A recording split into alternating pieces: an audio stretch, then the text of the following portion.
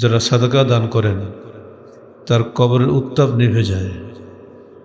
সাদাকা অবশ্যই কবরের উত্তাপ নিভিয়ে দেয়। আর মুমিন কিয়ামতের দিন তার সাদাকার ছায়াতলে আশ্রয় পায়।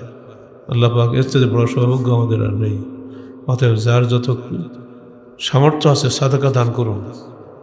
এর বেশি বেশি সাদাকার মধ্যে আপনার সবচেয়ে বড় কঠিন দিনে কিয়ামতের দিনে সেই আগুন ঝরা রৌদ্রের উত্তাপ থেকে আল্লাহ আপনাকে রক্ষা করবে। আপনার আজকে দেওয়ায় সাদকাটাই যার যত খুশি সাদাকা করুন, রেখে যেয়ে লাভ নেই।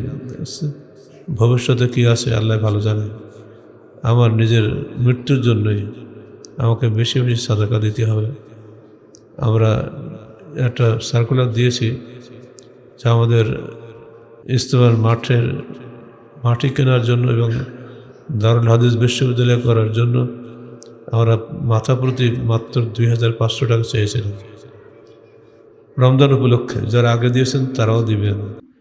2500 টাকা দেওয়া কোনো কঠিন ব্যাপার নয়।